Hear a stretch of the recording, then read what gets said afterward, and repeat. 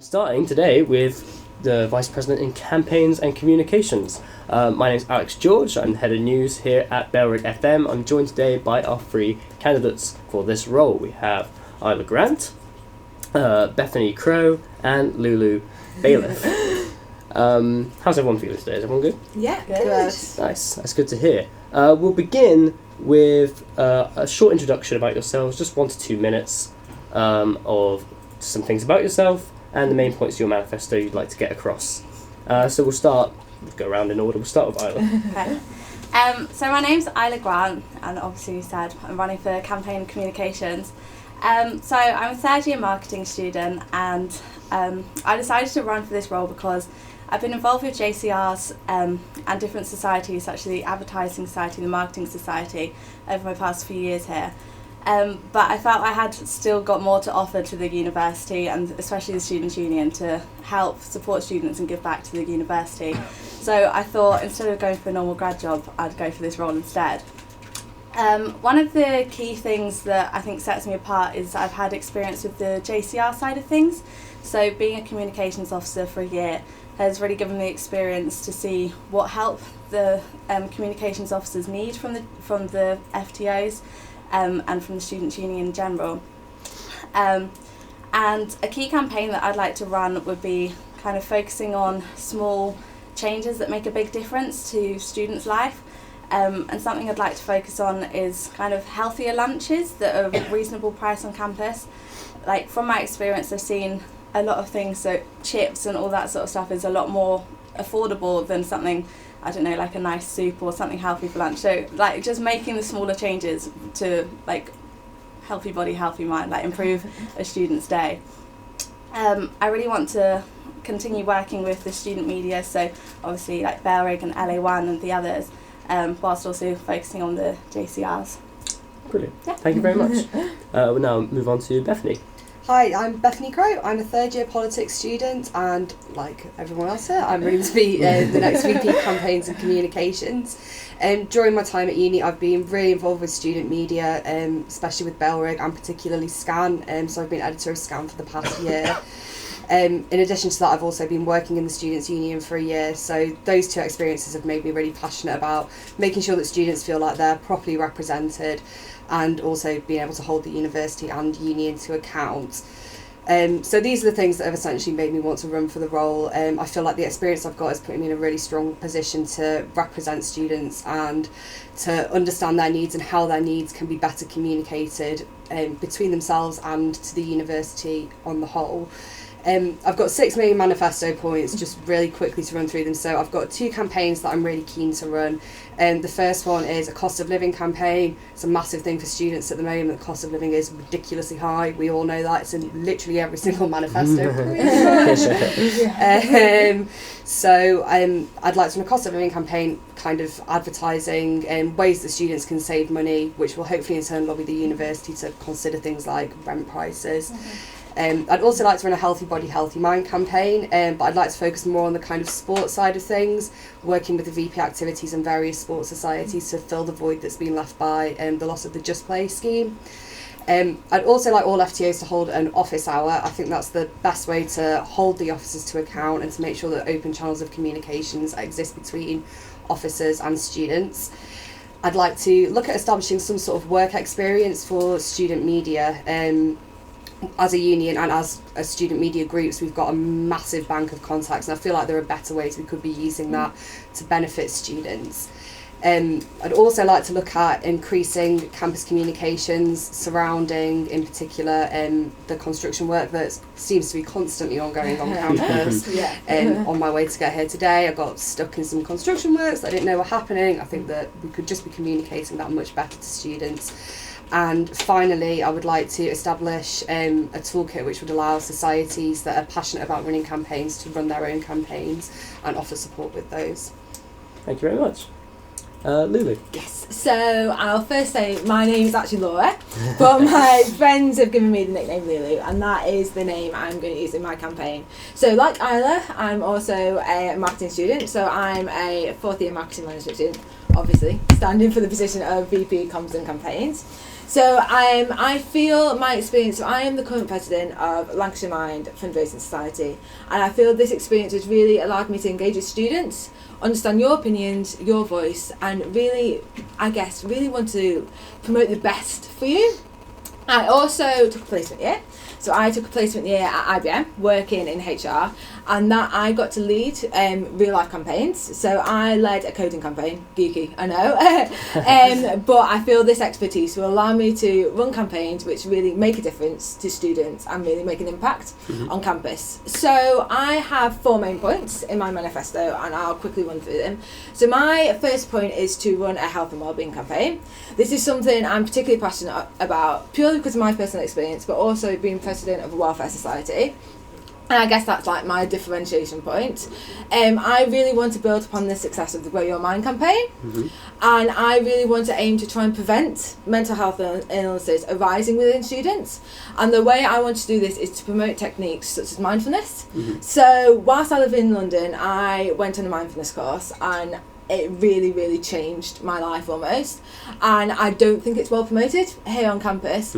But I also want to promote other wellbeing techniques such as positive nutrition, good sleep.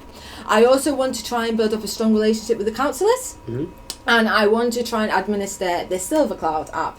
Don't know if any of you are familiar with it, but basically it's a wellbeing app which the NHS administer, basically own, and what it can allow students to do is to give like wellbeing advice, techniques, which they can get from the comfort of their own home, which can make a massive difference, particularly as the counselling service is so oversubscribed. There's some students which can wait over a week, over 3 weeks even for an appointment, and to have that preventative, to have that system in place where people can just have the advice, the support when they need it, can make a huge difference. So my second point, as Bethany said, on campus essentials such as laundry, groceries, everything's becoming too expensive, even bus passes becoming hugely expensive. So I want to run a one-term campaign, basically with the aim to make the university listen and reduce the cost of these items wherever possible. So my third point is the fact that it really saddens me that Lucy can seem quite inaccessible, quite unapproachable to some students, and that really, really saddens me because Lucy's your voice on campus. You should feel like you can approach them with anything. So what I want to do is I really want to celebrate weekly victories and let students know the impact Lucy has upon them on a weekly basis, and I want to make that very clear. I also want, like Bethany said, to open a more open door policy. So I want students to feel like they can approach any member of staff easier, just increasing accessibility, making students feel like they can approach the members of staff when they want to. Now my final point is regarding societies. So I want each and every person in Lancaster to feel like they can be heard. Coming from a small society, I know the pressures that small societies have in the student media, and I know that it can be really challenging from small societies to be heard in student media, and I want everyone to be celebrated. And so I will run a Roses campaign basically celebrating the diversity of talent and the wealth of talent we have here at Lancaster. I also plan to have a centralised calendar, because I know one issue here at Lancaster is the fact that it can almost seem quite intimidating when you come in here, that there's so much on offer, and there's so many Facebook groups and no one knows where to turn. It's almost as if there's too much. Having a centralised calendar increases accessibility and increases clarity, and hopefully it will increase engagement with the huge wealth of societies on offer. Okay. And yes. Thank you very much. So the way this debate will run is I'll ask some more general questions about the role, and then we'll move into some more manifesto specific questions, and at the end you can all ask some questions to each other that you've been burning to ask. So we'll begin with I think following on from what you were just saying, Isla, and also well, I think you all touched upon it actually, is that a continuing problem that we see with the Students' Union for years now is the lack of student engagement with it. Yes. So bearing this in mind, how, when you're running a campaign, ideally in the role, how will you assess the success of this campaign amongst the student community? Let's start with Bethany. So I think that, I mean, first of all, I definitely agree that there is not enough engagement with the students and between the students and the Students' Union. I think so much of it is focused on, is that students just don't understand what the union does and what the union does to represent them. In terms of improving that and then measuring the success of campaigns, I think the best way to do that is to go out and speak to people. in doing that, we'll be able to see kind of how many people are engaging with the campaigns. I mean, I think it's pretty simple in terms of that, but I know that this year there's been things like Pop-Up Union, which has been very successful and has been really well implemented, I think, but it's not had consistent branding across it, which means that even though Pop-Up Union happens every other week, and students come and engage with it and have really positive experiences with it, they still don't know what it is kind of as a concept. So I think kind of streamlining branding would help with that. I mean, Grow Our Minds has been a really, really good example of that. Obviously, it's been running now for two terms now. The branding's been really consistent throughout it, and it's helped students know exactly what they're engaging with. So I think in creating a kind of consistent brand across campaigns, that would be a really good way of doing that. Isla, what do you think about this? I think it's kind of a case of getting more students involved.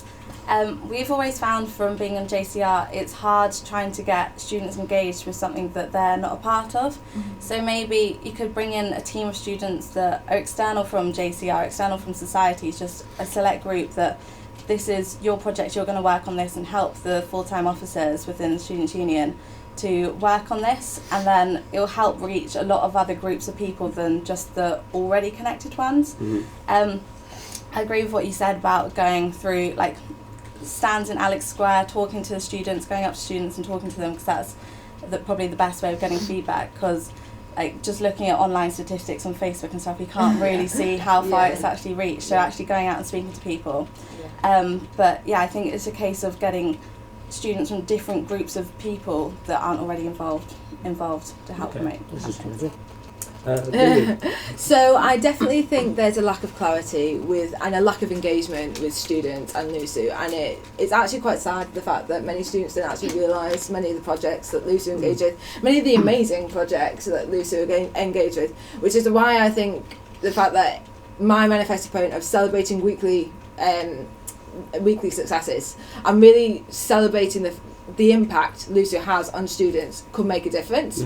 Now, with regards to what Bethany said and what Isla said, speaking to students is really essential, because that's the only way you know if your campaign has worked, basically. With Grow Your Minds, I know there's been stalls in Alex Square. I know Laura's made an effort to go out and speak to students about the effect Grow Your Minds have. And yes, I feel that's the one main way that a campaign becomes effective. Okay. Thank you very much. Just so we can get more of an idea of what experience you can bring to the role, Lulu, you've already spoken at length already about what sort of experience you've had. So could you possibly explain to us more in detail about a campaign you have run in the past? Yeah. What you think went well about it, what didn't go well, and what you've learned about that you could then bring into potentially the role of Vice President of Campaigns and Communications. Yeah, no, that's absolutely fine. So as I touched on before, I did my placement year at IBM and I worked in HR, and I led a campaign as part of IBM's Girls Who Can initiative. And the campaign was to teach beginners or other employees in the business coding expertise. So many employees wanted to learn how to code, basically to improve their day-to-day jobs, and the business wasn't offering this. So I recognised this need, and I recognised that the ability to code would really enhance their day-to-day roles. So what I did was I reached out to many members of the business, taught myself how to code, and then taught them how to code through a series of workshops. But I also had a campaign to basically give them the skills which then they could take forward and really make a difference to the business. I think with regards to what went well, it genuinely made a difference. It made an impact, and I got feedback following it saying they were really grateful for me running this campaign, because without it, they wouldn't have that skills and expertise. And it's really nice to know that I affected the pipeline of future managers potentially, and I really enhanced the skills of these people. With regards to what went badly, I guess reaching out, so I guess there were a few situations where communication barriers affected sort of how I learnt the coding. And I guess looking back on it, I would have effectively communicated with these teachers in a more effective way. So I would have made sure that there was increased clarity. I knew the skills exactly, and then I could effectively teach those moving forward. Just leading for a more effective, more smooth running campaign. Okay. But yes, very pleased with how it went. That's great. So Bethany, the same question to you. An example of a campaign you've run in the past and what you think you've taken away from that you could bring into the role. I will hold my hands up first of all and say that my campaigning experience is perhaps sort of, I've got less of that compared to other areas. I worked in marketing for 3 years before I came to uni, and I did a lot of emails-based sales campaigns, but I don't really think they're particularly relevant for this role. In my time with Scan though, last year I was sports editor, so we took a huge team to Roses last year. We ran a big campaign around getting writers involved and interested in going. So during that we had to engage with the whole student body to make sure that we could run an efficient, we could run our Roses coverage efficiently. So we did we reached out to different student medias, different societies that would be interested. We went into JCRs to ask them, because when they had students who were playing but didn't have another opportunity, needed another reason to go to Roses. So we engaged with them in that. We ran like a little media summit, which worked really well in terms of getting people engaged. In the end, it was a pretty successful campaign because we managed to get lots of people involved, lots of people wanted to come and lots of people came, and we managed to cover every single event, which was exactly what we wanted to do. The thing that we really struggled with though was kind of like retention rates with it. So in terms of, there were people who said they wanted to come, most people who said they wanted to come did come in the end, but kind of we wanted to use the campaign not only to increase our Roses coverage but to increase engagement with student media across the board, and perhaps we struggled a little bit with that. So a lot of people came and just wrote for Roses and haven't continued with their engagement with student media. So I think there were definitely things that we could have done to improve kind of what we did after the campaign to kind of keep its effects ongoing. And I mean, engagement with student media is, generally speaking, a really important point that I think gets sometimes swept aside as like not something that we really go out and do. We just kind of hope that people are going to want to come and get involved. So I think there are points kind of around that I've learned that I can definitely take on into the role. Brilliant. Thank you very much. Isla. So again, same as Bethany, I've not had That's much fine. experience directly organising a campaign. However, again through JCI I've had a lot of experience through publicising them, because during the communications role. Something that we did every single week throughout the whole year that I was on JCR was file breakfast. So on a Friday morning we'd offer completely free breakfast that was open to everyone, with different weekly themes, and that was partnered with our welfare hour. So if any students had any like issues or even the smaller issues within the flat, they could come along and speak to the JCR, or just find like a friendly face, someone else within file to speak to. It started off as not that popular, but as the word spread it actually ended up really popular. And it was just nice because it was quite early in the morning. It started at 8:30 and finished at 10:30, so it was an opportunity to actually get people out of their rooms, which especially for first year students who have just started uni, that can actually be a big step, like actually going out of their rooms, especially if they've got problems going on. So it ended up being really successful for us. The numbers grew massively over the year, and I'd say it improved the student experience for some of those students. Brilliant, that's great. Wish my college did that. A lot of them did take lead and have started doing it, so they might be doing it soon. This question actually comes from the station manager here at Belrig, Tom Pearson, which is, what are your opinions on the current budgets that are provided for the student media?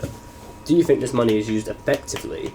And what are your thoughts on the effectiveness of student media as a whole? Bethany, I'd like to start with you on this one. Just as editor of Scan, I'd like to hear your thoughts on this. I mean, obviously this is something I have a lot of very personal experience with. I mean, with Scan, we've kind of struggled with our budget over the years that I've been here, and it's seen our print run be cut drastically. Because we're a newspaper, we have invested most of our budget goes into printing a newspaper. Even though that's perhaps not the way that most students kind of access Scan. Our website gets a lot of reads, but unfortunately we've kind of been stuck in a situation where we have had to decide whether we prioritise the printed edition or the web edition. we, with SCAN, to combat that, we put in an application for some Friends funding, and we were granted that, and that's given us some money which we're now taking aside to set up a new website. So I'm currently overseeing that, as well as the other editorial duties of SCAN. So I think we've been able to find alternative funding sources, and I think that's something that's really, really important. And it's something that, if elected, I would encourage all student medias to do. I think there's not enough awareness of kind of the additional support that is out there for student media. Student media at Lancaster is amazing. It's something that I'm so passionate about, it's something that I care about so much, and it's really made my time at Lancaster so...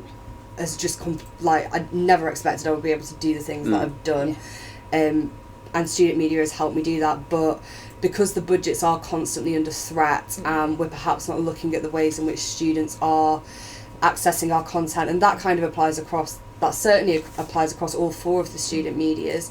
And I think that maybe each student media should maybe be looking at its budget and thinking about different ways in which they can use it in terms of changing the way that content is accessed. So, for example, I mean, I'm not sure about the Bail Rigs listening figures compared to like your podcasting figures, but I would imagine they're probably fairly similar to the difference between SCAN and our readership, and our print readership and our online readership. So I do think there are ways in which the budgets perhaps need to be looked at and using in different ways. So I do think we're all, well, I know SCAN certainly, we're very comfortable in the way that our budget is spent, and I think there are certainly different ways that we could look at spending it, which might end up being more efficient. That being said, I know Laura sat on the sofa last year and said that she would fight to her dying day to keep SCAN in print, and I will do the same. I would not see it go out of print, but I do think that there are perhaps ways in which budgets can be used more efficiently across the student media board. Okay, brilliant. Violet, would you like to jump in on this? So I've not had too much involvement personally with the different student medias, but I think that's kind of could play to an advantage because I've had a fresh eyes and everything. So I've not been torn down with all the like day-to-day activities like throughout the past couple of years. So I've said before in my SCAN interview that one of my first priorities for the role would be going in with fresh eyes, speaking to the presidents of like SCAN and LA1 and the others, to see what needs to change, what would make their day-to-day easier, and what needs to happen for the support of the continued media. I think it's really I'm not sure how unique it is within other unis, but I think it's really like a part of the Lancaster experience, people getting involved in LA1 TV, and all Bail Rig and everything, because you just associate LA1 with like roses and sugar nights and like the day-to-day media coverage of the university. So I think it's so crucial that the university needs to recognise that and continue the funding, because so many students get involved with it, and it's, as you said, it's changed your experience completely. So it's completely key that they keep the funding so everything's still running. I completely agree about SCAN being in print as well. You see, we've got a copy here. It's SCAN. You just see it scattered around uni. It's kind of like a key advertising for SCAN, because you just see it. If it's on your table in the library, you're going to pick it up and read it. So completely agree about that point. So I'd hate to see it going out of print, because I think it's so kind of iconic with Lancaster. It's just they go hand in hand. So yeah. Okay, wicked. And finally, Lulu. So I completely recognise the challenges that all 4 student media face with budget stretching, and as Bethany said, with regards to SCAN being printed, completely recognise those challenges. And I think almost all 4 student medias need to think of ways to sustainably fund themselves and really innovatively raise money to keep themselves going almost, and really increase student engagement. I think almost they need to highlight their priorities as well. So they need to highlight the ways in which they're going to get the most student engagement, and the times at which they're going to get the most engagement, and then they can choose to plug their money in that specific area. Okay. So yes. Would you help them? Yes, 100%. So I would reach out to them, and we can almost draw up a plan and recognise the areas where students are really engaged, and you can fund those areas, and you can really push those areas for student engagement, and that's where the money should go. Okay, brilliant. Yes. Thank you. Moving on to a specific branch of the student media, which sometimes people tend to forget about, and that's Take Two Cinema. Yeah. Do you think that Take Two is being run as effectively as it can be? If not, what changes do you think can be made to it to make it more prominent on campus, so it isn't forgotten about, and so it is being successful? Start with Isla and start with you. I think from kind of a more communications marketing side of things, they could do more to promote themselves. I see the odd post here and there saying this is the films you got going on this week, but making it like come to life a lot more. So even if it was as simple as making the current like termly timetable into more like a GIF type thing, or saying like promoting a lot more, saying like this is what we've got coming up, this is the great things we're showing, instead of just like the odd post, like, because to get people engaged with it, you have to kind of interest them and let people know what's going on within Take Two, because they're obviously doing a lot of work behind the scenes. So I think it's just a case of promoting what they're already doing. So yeah, keeping what they're doing, but promoting it better. Okay, brilliant. Lulu, what can you say on this one? So I completely agree. I often think Take Two Cinema is overshadowed in the media, and I think they almost need a more effective marketing strategy. So not just on Facebook, but across all social media platforms, just to increase their brand engagement. But I also think they could do more. They could link with colleges, basically just to increase their brand recognition and to make sure that students really recognise that they exist, and just to increase their engagement. Okay, I mean, I think both these guys have like hit the nail on the head, really. It is very much a matter of improving their marketing, I think. But I mean, you know, we've got the empty screen up by Central that could be being used better. Even like their signposting, like the Bowling Quad, could have like be showing their screenings. They could. I know they post on. They sort of make Facebook posts and things like that, and they advertise in like the in Squeak, the weekly union email letter. And so I think in terms of increasing their marketing and branding, there are plenty of opportunities there that should be kind of embraced a little bit more, perhaps. In addition to that, I do think that the kind of links that they can be making. Could perhaps be looked at in a slightly different way. So one thing that as kind of 4 heads of student media we're trying to push this year is a really cohesive Roses coverage, which historically has very much been Scan Belrig LA1, and we're trying to bring Take Two into that by streaming the matches into the cinema. I think kind of we can establish that this year. We can look to improve it even more next year when it's an away Roses, in which case that service will be so much more important. Exactly. Yeah, that's true. And then I mean, just like running kind of events with societies. Like, I mean, I think it costs for a society. I think it costs them £5 to hire out Take Two for the night. Yeah. If they can provide the film, like that should be advertised more as an opportunity, because that would increase engagement with them, and also it would be kind of bringing, admittedly not a lot of extra kind of income for them, but it would be bringing in some. Okay, great. Thank you. We'll now move on to the more manifesto specific questions, if you feel ready for that. So, start with Isla. So, in your manifesto, you wrote about imposing a clear operating plan into the Scan newspaper, and I was just wondering, what do you mean by clear operating plan, or could you just go into more detail about what this plan would entail? So I looked on the bylaws of the role, and that was one of the responsibilities that you're meant to. The campaigns and communications officer would have to create the operating plan. So I believe it would be more sort of the day-to-day runnings for student media, so whether it's finances, publicity, how to specifically target students and get students engaged, and just an overall sort of plan to see the year's activities that will be going on within the student media, and obviously how to get students engaged. So yeah, just kind of like a master plan for the year. Yeah. Okay. Am I right to just ask a question? Yeah, please go for it. Sorry. Obviously, like, this is something that I've got loads of experience with, having been really involved in Scan the whole time, and especially like now. One of the I think it's a really good idea to create a really clear operational plan, because I think that that's one of the things that often gets overlooked by us, because we kind of see things in more detail. But do you think there's a concern there that the teams that are in charge of Scan, Bailrig, LA1, Take Two might kind of feel a little bit kind of like some responsibilities being taken away from them, and kind of how would you avoid that from happening? Yeah. I don't think so. I think it'd be more of a case of me working with them, not me working like for them, if that makes sense. So more of like a partnership. So I'd be the point of contact if they need anything student union side within the so when we draw up the plan, they can see there's something big happening in November. We're going to need the union to get involved with that. So I think it would be more of a case of like me helping like prevent like shock things coming up in the future. So more a longer term plan, so they know what's coming up. Not me saying this is what I'm gonna do. You're working for me now. Like it wouldn't be like that. Cool. Yeah. Cool. Okay.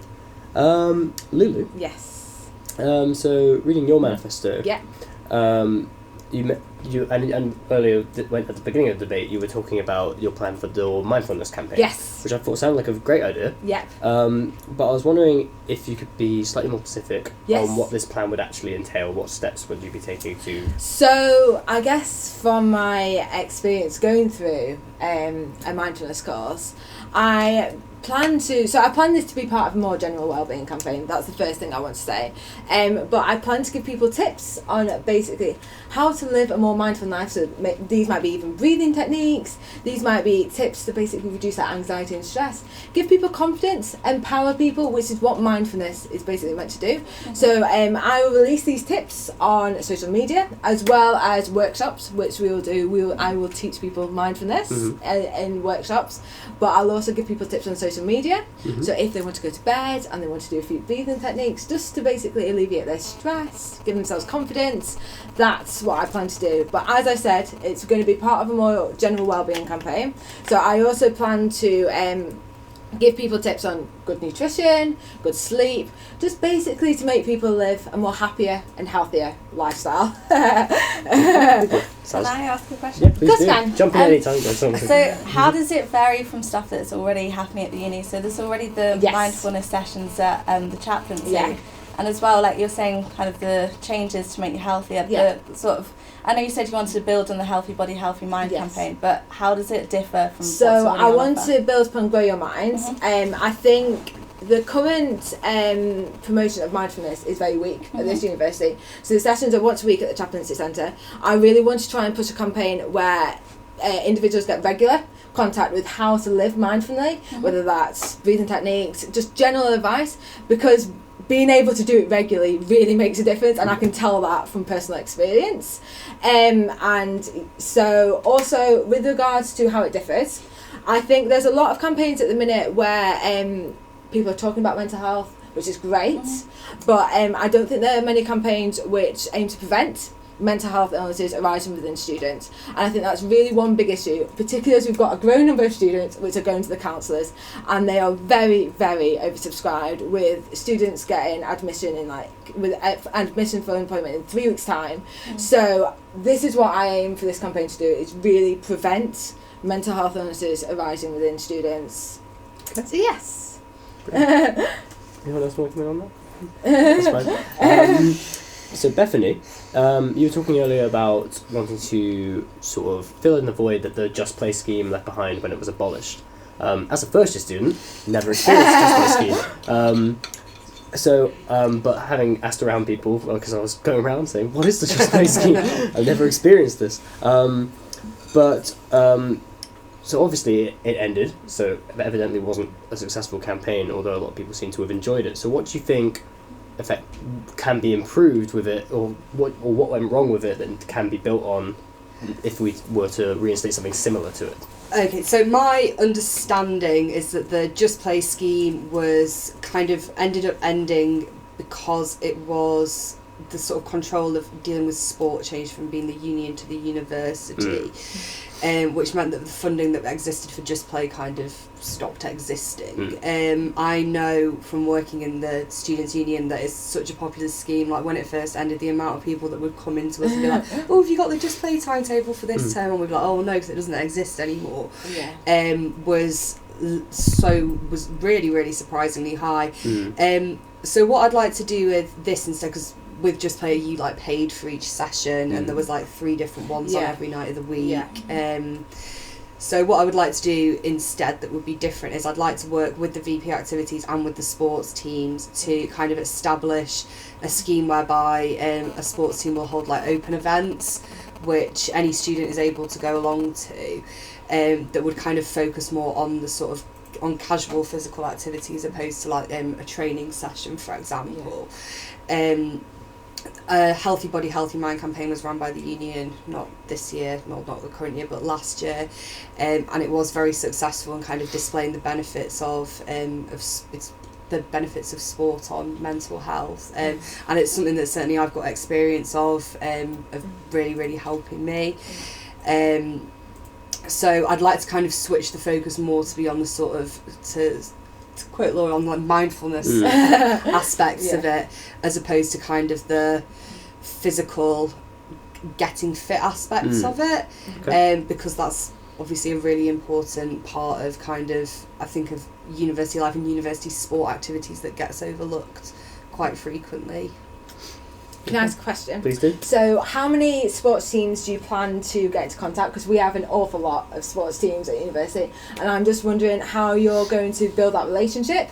How many sessions do you plan to run as well? I mean, I've got quite a good relationship with a lot of sports teams already from when I was sports editor of Scan, so I've already got quite a good relationship working with them already. Obviously I know all sports teams are really busy, but all societies, as everyone who's been part of a society knows, that are always keen to increase their membership. So I think we can kind of also sort of work with sports teams to kind of use this as a boosting their membership scheme as well.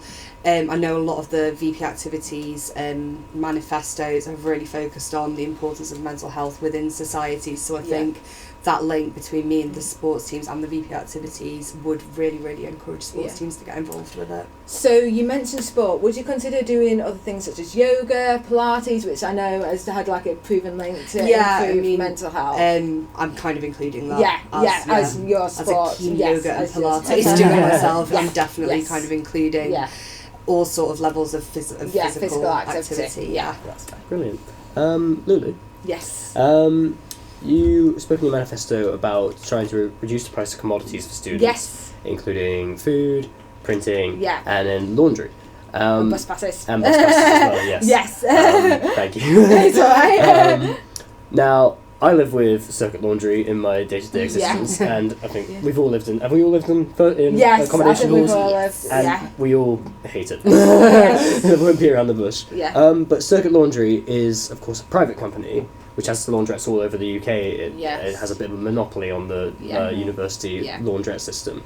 So I was wondering, how would you go about campaigning for price reduction for a private company such as Circuit Laundry? How could you put pressure on them actively as a union? So what I want is, I want this campaign to run in the first term of next year, and I want it to be supported by a student petition and standing out at square, really trying to engage students with the fact that this is happening, like prices are increasing, and I really want to try and put pressure on the university to communicate with companies such as Circuit Laundry to really try and almost, if they can, decrease their prices, just to basically make it easier for us as students, and if they can, if it's possible, to decrease their prices. I think it's a pressure game, and I think the more pressure we put on them, the more likely they are to decrease their prices. How do you think you can practically apply that pressure onto the university to act? I think the more they see the students are engaged. So if I can get a student petition where it shows that students really care, and if I can set up a store night square which really shows, visually shows how much students are engaged, then that will put pressure on the university. Okay, wicked. Thank you very much. Yes, that's all right. Isla, so also in your manifesto you spoke about supporting media outlets, and another thing you said about maintaining a student-centred focus at the union. What actual practical plans do you have for trying to achieve these goals? So I've had a lot of experience myself about trying to make the university more student-centred. So Filed, we ran a huge range of events, and same with Marketing Society and the Advertising Society, we did a range of different things. So I think it's more like the Students' Union needs to become less red tape and more open for societies to be able to work with them. even just down to the smaller things, like we've had a lot of issues recently with the Advertising Society with something as small as room bookings that has put our events almost into jeopardy because we couldn't just sort something so simple as that out. So I think it's just cutting the red tape, making just the smaller day-to-day things easier within between the students and the university, within the students and the student union, because at the end of the day every society is just solely working to improve the student experience, to get students involved and provide like entertainment and like networking opportunities for students. So there really should be a two-way, like working with each other, communication between the students and the union, and like both should be doing anything they can to make it easier for the other one to operate. So just, I do agree completely that there needs to be more like open communication channels. I don't think there are enough of those. As someone who like spends 8 hours a week sat in the students' union having people come and tell me this all the time, I'm very aware of it being something that needs doing. But like the union last year, obviously this is like separate from the officers, established a student staff team of like societies admin. So they've been trying to do that, and if from your own experience it hasn't worked, what kind of more do you think needs to happen? Because I agree completely that something does need to happen, like, don't get me wrong, but I mean I struggle to see what the solution to that is. I think maybe building on, I can't remember, one of you said something earlier about like a drop-in, like an office hour that lecturers have. So maybe not the FTOs, but maybe different members of the Students' Union staff that have roles to play with societies have sort of a drop-in hour. So it's like, we can resolve this issue once and then you know how to fix it in the future. So I think it's just because we've had like the smaller issues that are just ongoing because we've not been able to directly get into contact with someone when we need to. But if you know, okay, on a Tuesday at 3 they're going to be here, I can see them face to face, I don't have to spend a week going emails back and forth. I think face to face communication is always a lot easier, so just the ease of communication. Okay, sorry. Bethany, for the final one of all the manifesto based questions. So you spoke earlier about improving communication between the union and the students about the construction work currently being done. We all know there's a lot of construction being done on campus nowadays. So I was wondering, what practical steps can you hope to take to reduce the impact of the construction on students, or at least what steps can you take to communicate the impact it's going to have? So I would like to see kind of just more stuff around campus that says when construction work is happening. Like, it's all very well and good there being like that thing at the end of Alex Square at the top of where the travel shop used to be. I'm not sure what it is now really. That says like, oh, this is closed, you can't come through here. And it's all very well and good as getting updates on Moodle that say, oh, this bit of the A6 is closed, so you can't come down here. But like I literally, when I was walking here today, like got stuck behind like a barrier that wasn't there earlier, like wasn't there at the end of last week. I think we just need to, even if it's like having a like a map of campus that just shows where all those things are, and it wouldn't be difficult for someone to update that. It's not impossible. I know there's a student here who runs a Twitter called like Accessible Lancaster. It shouldn't be on the part of a student to do that. In my mind, it should really be the university that are doing it, but if the university aren't going to do it, it's something that's going to significantly help the experiences of our students here. And I think in terms of that, then the union needs to be taking responsibility for it, not a student. It's not their, it's, I mean, if they want to, it's amazing work that they're doing, but it makes you sit there and think, oh well, if they weren't doing this, how much worse would it be? And I mean, me hitting seeing a barrier that means I can't walk to where I need to be, and I'm going to be like 5 minutes late when I'm coming here of an evening, and it's, you know, I'm here half an hour earlier, is different from when you've got 10 minutes to get from County South to George Fox for a lecture. It's different for students with disabilities. There are so many different kind of facets to it that I think we need to think about, and I think better communicating all the construction work that is going on at any given moment would help with that so much. I'm very angry about construction. Can I ask a question? Please do. So you talked about communicating it, more stuff basically on campus. How do you basically aim to get that message across? What stuff are you going to use on campus? Because basically a student could just walk past the poster and not have a clue basically what it's about. Basically what I'm asking is how you could really communicate it. I mean, I think we can send emails out and make sure they actually end up in students' email inboxes as opposed to in their junk email boxes.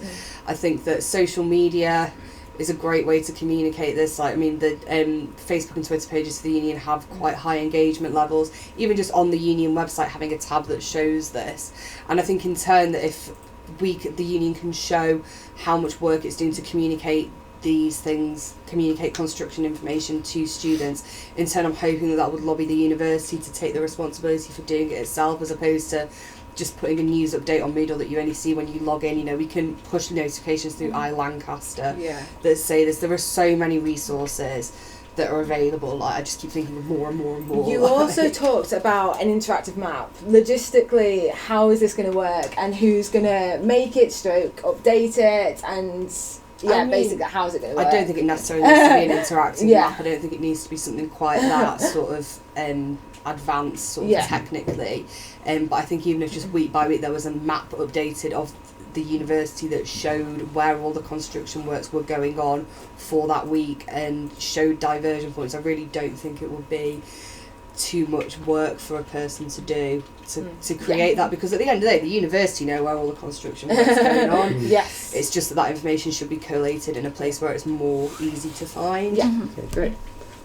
We're actually going to move on to something I wasn't planning for this, but it's been quite exciting. Earlier in the week, on Friday actually, we at Belwick FM decided to set up a submission area where students could submit questions to be asked in the debates. It was looking like we weren't going to get much engagement with that. But during this debate, 2 questions have come up. One specifically for you, Lulu. Actually. These are both from anonymous sources.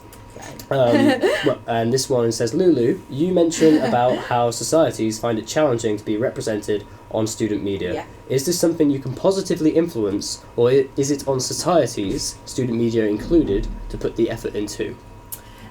So I think coming from a perspective on the fact that I'm a small charity and I really understand the pressures that societies can get heard in student media. So if elected, I would definitely make an effort to make sure every society is seen and heard. So those societies, although they'll have to build a relationship with me, they don't have to make the effort themselves. I will make the effort to ensure that their voice is heard in the student media, and the fact that they are seen fairly, like every single other society here.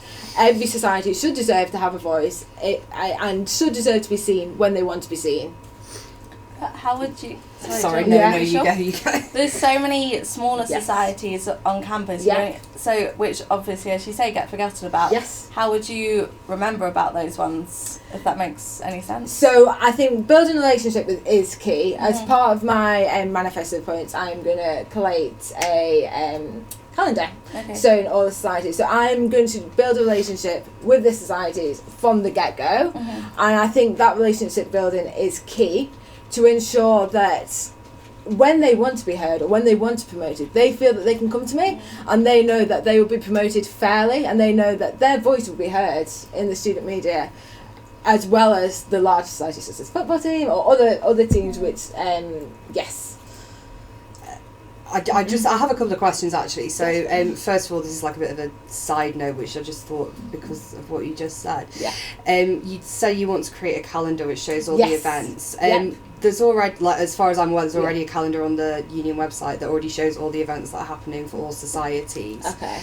So how would what you wanted to make be different from that, and how would you use it to kind of promote societies more to a better extent than it currently is? So as far as I'm aware, what I'm proposing doesn't exist. So I'm proposing a calendar with every single society on and the events, and I want it to be updated regularly to show students what is happening on what day, basically to increase engagement and accessibility for all societies. I really want to try and use it to promote all the societies, so the societies that might not even be heard of, and yes, I want to try and increase engagement across all levels, across all societies. Okay, cool. And then secondly, just kind of coming from the point about improving society's voice in student media from a student media perspective, one of the things that I've found really challenging as scan editor has been societies coming to us and essentially asking for advertisements, and that's literally what most societies want from us. And as student journalists, that's not what our purpose is. Our purpose is there is to question societies and look at what they're doing and kind of show a fair and balanced opinion of them to students. We don't advertise. Given the little space that we have, we simply couldn't facilitate every single time a society comes to us and says, we've got an event going on this weekend, can you put some can you give us some promotion? Because that's not journalism, and that's not what student media is about. So I mean, if I just kind of wonder how you're going to mitigate that relationship with student media. So yes, I appreciate there might be a few barriers, and I do appreciate that, but if a society was going to come to the student media, say they have a story or say they have something to tell which would be worthy of publishing across student media, say across Berwick FM, across LA1, across Scan, and there might be a small society. So for instance, like I'm doing events with Lancashire Minds, if I had something which was worthy of publishing, then I think it would be fairer to publish it. How do you deem what's worthy of publishing though? So with regards to not advertising, because sort of where does that editorial responsibility lie between it being you saying this is worthy of publishing, and then if the scan editor says that they believe it's advertising, where does that line where does that line fall? So yes, I agree that is challenging, and there will be challenges with the scan editor, for instance. I guess if it increases student engagement and if it generates a story and if the scan editor feels that it's worthy of being published, and even if it does publicise society, I don't see the problem with it. But if a society comes to you and says like, oh, can you write about this event that we put on at the weekend that was very successful, and then the scan editor goes, oh no, I can't publish that because we only have 32 pages in our newspaper, we only print every 3 weeks, so actually it's going to be 4 weeks out of date by the time this story comes to print. Kind of how would you handle that back with the society as well? So communication with the society is key. I think you have to almost set the boundaries straight. Everyone's voice does deserve to be heard, but as we said, there are challenges with being heard in the students' media, and you almost do need to set clear boundaries with them. But if it's realistic, and if they can publish a story in Scan, if they can be heard in Berwick, if they can be heard on LA1, then you communicate with them. But if realistically they can't, if they want to come to us a week before and say, oh, I want to publish X event, Y event, Z event, and it simply can't go out, you have to set the boundaries straight.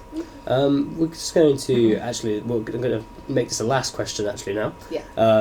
Because just running a bit short on time, but it's going to be the second question that came in on our online form, and this is to everyone. As again, from an anonymous source, it says the word engaged is being thrown around a lot. From a lot of people's perspectives, students just don't care anymore. How will you realistically, in capital letters, deal with this? We'll start with Isla on that one. So I think, as I said with one of my first questions that I answered, it's a case of getting students actually involved. So not just going to the same old groups of the JCRs, the student media, and the few societies that go to Lucy to go to the Students' Union to get involved, but actually recruiting people somehow from other groups of students that don't normally get involved, and then once they're involved, they'll obviously tell their friends and get them involved too. And as for engagement, I think it's just a two-way communication. So again, as I was saying, cutting the red tape, making everything less top-down, and two-way communication. So students go to the Students' Union and say, I want to do this. Students' Union is like, great, we can do this. This is how we're going to help. So engaging them by getting them involved, getting new students involved, and making the Students' Union better for everyone. Okay, thank you. Definitely. I think pretty much exactly what Isla said. I think sort of an open channel of communication is something that's particularly important for me. This is why I'm really keen to have every single FTO hold an office hour so that students can understand better what they do and therefore can better engage with them, and also so students can feel like their officers are being held accountable for something. At the end of the day, this is a group of 6 democratically elected people who've been chosen to represent students, yet students still don't feel like they're represented by them, and there's a problem with that. And I feel that with holding an open office hour and improving this kind of two-way communication, we'll be able to engage more with students. And it's part of it as well as making the union seem more approachable. I mean, I'm quite involved with the union, but I do kind of think if I wasn't as involved with Scand, if I didn't work there, I wouldn't be. And I think it's a shame that people don't kind of feel that they don't kind of see how easy it is to get involved. And I think in making things more open and making things more kind of less top down, that will kind of improve that engagement level. Yeah. And finally, Lulu? So one of my points is on my manifesto is the fact that it really saddens me how people almost don't know what's happening in LUSU, and the projects that LUSU engage with, people just don't really realise what's happening.